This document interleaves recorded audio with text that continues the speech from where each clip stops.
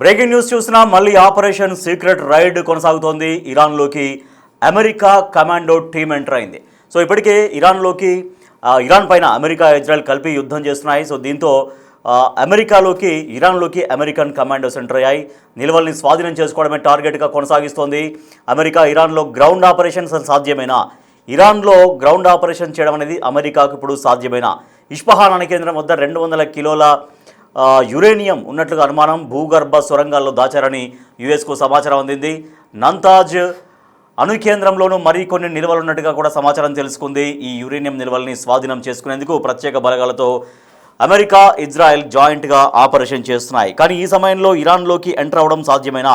ఇరాన్లో ground operation ఇటువంటి కండిషన్లో సాధ్యమేనా? ఎందుకంటే ఇరాన్ కూడా చాలా తీవ్రంగానే తిప్పికొడుతోంది. అమెరికా ఇజ్రాయెల్ కలిపి చేసినటువంటి దాడుల్ని చాలా పక్కాగా పకడ్బందీగా ఎదుర్కొంటుంది. ఇప్పటికే గల్ఫ్ దేశాలపైన కూడా అటాక్స్ చేస్తుంది. ఇజ్రాయిల్లో ఎక్కడెక్కడైతే అమెరికన్ బేసెస్ ఉన్నాయో వాటన్నిటిని కూడా టార్గెట్గా ఇరాన్ తమ దాడుల్ని కొనసాగిస్తోంది. సో ఇటువంటి సమయంలో ఇరాన్లోకి అమెరికా కమాండో టీం ఎంటర్ అయ్యి ఆపరేషన్ సీక్రెట్ రైడ్ సాధ్యమేనా? అటువంటి స్థాయి ఇప్పుడు అమెరికా దగ్గర కనిపిస్తోందా? భూగర్భ సొరంగంలో యురేనియం ఉన్నట్లుగా దాదాపుగా శుద్ధి చేసినటువంటి 200 కిలోల యురేనియం ఉన్నట్లుగా అమెరికా అనుమానం వ్యక్తం చేస్తోంది. భూగర్భ సొరంగాల్లో దాచారంటూ యుఎస్కు సమాచారం అందింది.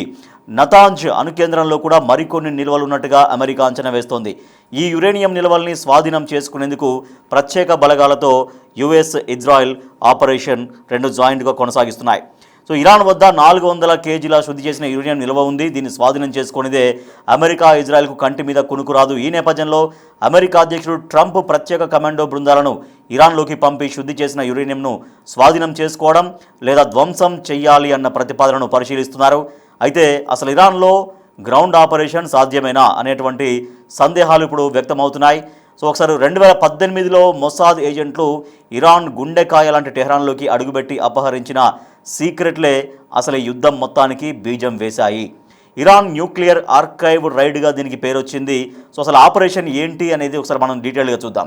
అమెరికాలో ఒబామా సర్కార్ ఉన్నటువంటి సమయంలో 2015లో ఇరాన్తో అగ్రదేశాలు సమగ్ర అణు ఒప్పందం JCPO కుదుర్చుకున్నాయి. దీంతో ఇరాన్ అణు కార్యక్రమానికి కళ్ళెం పడ్డట్లే అని భావించారు. 2016లో ఇరాన్ రక్షణ మంత్రిత్వ శాఖ దేశవ్యాప్తంగా ఉన్న సంస్థల నుంచి పత్రాలను దక్షిణ టెహరాన్ వద్ద పారిశ్రామిక వాడలోని గిడ్డంగికి చేరవేసింది. ఈ సమాచారం మొసాద్ హెడ్ క్వార్టర్స్కు చేరింది. దీంతో అప్రమత్తమైన దాని డైరెక్టర్ యోసి కోహెన్ ఓ రహస్య ఆపరేషన్కు అప్పుడు గ్రీన్ సిగ్నల్ ఇచ్చారు. దీనికి 2018 జనవరి 31వ తేదీని అప్పుడు ఫిక్స్ చేశారు. అంటే దాదాపుగా 8 ఏళ్ల కింద. ఆ రోజు అర్ధరాత్రి దాదాపు 20 మందికి పైగా మొసాద్ ఏజెంట్లు టెహరాన్లోని గోదాం వద్దకు చేరుకున్నారు. వారి చేతిలో శక్తివంతమైన టార్చులు ఉన్నాయి. అవి 3600 డిగ్రీల ఉష్ణోగ్రతను పుట్టించగలవు. సో అది 3600 డిగ్రీలు అంటే అది మామూలు టెంపరేచర్ కాదు. ఆ స్థాయి టెంపరేచర్ని కూడా అవి పుట్టించగలంత శక్తివంతమైనవి. ఈ వేడితో ఎంతటి మందపాటి ఐరన్ సేఫ్నైనా మొత్తం కోసేయచ్చు. ఈ బృంద సభ్యులు ఆ గోదాంలోని చాలా సేఫ్లను వదిలేసి కేవలం 32 ఉక్కు సేఫ్లను మాత్రం అలవోకగా కోసేశారు. వీటిలో తొలుత బ్లాక్ బైండర్ ఫైల్స్ని వెతికి స్వాధీనం చేసుకున్నారు. ఆ పత్రాల్లో అణ్వాయుధాల కీలక డిజైన్లు ఉన్నాయి. వీటితో సహా మొత్తం 50,000కు పైగా రహస్య పత్రాలు, 163 కాంపాక్ట్ డిస్కులు, ఇతర ప్లాన్లకు సంబంధించి సామాగ్రిని ప్యాక్ చేసుకొని ప్లాన్ ప్రకారం 6 గంటల 29 నిమిషాల్లోనే ఆపరేషన్ ముగించేశారు. తెల్లవారుజామున 5 గంటలకు చీకట్లో కలిసిపోయారు. ఉదయం 7 గంటల సమయానికి డ్యూటీకి వచ్చినటువంటి గార్డులు అనురహస్యాలు దొంగతనానికి గురైనట్టు గుర్తించారు. సో అటువంటి ఆపరేషన్ని మళ్ళీ ఇప్పుడు అమెరికా చేసేటువంటి ప్రయత్నం చేస్తోంది. సో మరి ఇప్పుడున్నటువంటి పరిస్థితుల్లో ఇరాన్ పైన ఆ ఆపరేషన్ సీక్రెట్ రైడ్ సాధ్యమేనా? ఇరాన్లోకి అయితే ఇప్పటికే అమెరికా కమాండో టీం ఎంటర్ అయ్యింది. 400 కిలోల శుద్ధి చేసినటువంటి యురేనియం నిల్వలను స్వాధీనం చేసుకోవడమే టార్గెట్గా అమెరికా వెళ్తోంది.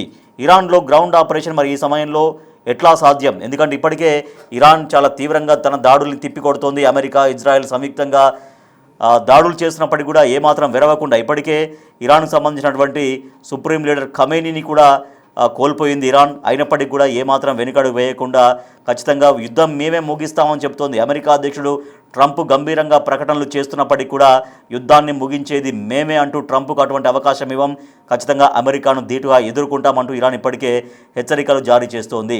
సో ఈ సమయంలో ఇరాన్ ఇంత బలంగా నిలబడ్డటువంటి ఈ సమయంలో అమెరికా సీక్రెట్ రైడ్ ఇప్పుడు సాధ్యమేనా? మొత్తం 400 కిలోల యురేనియం మొత్తం శుద్ధి చేసినటువంటి ఆ యురేనియానికి సంబంధించి ఆ నిల్వల్ని టార్గెట్ చేసుకోవడమే, ఆ నిల్వల్ని స్వాధీనం చేసుకోవడమే, లేదంటే వాటిని ధ్వంసం చేయడమే టార్గెట్గా అమెరికా ముందుకెళ్తోంది. ఇస్ఫహాన్ అణు కేంద్రం వద్ద 200 కిలోల శుద్ధి చేసినటువంటి యురేనియం ఉన్నట్లుగా అమెరికా అనుమానం వ్యక్తం చేస్తోంది. భూగర్భ సొరంగాల్లో దాచారు అంటూ యుఎస్కు సమాచారం ఉంది.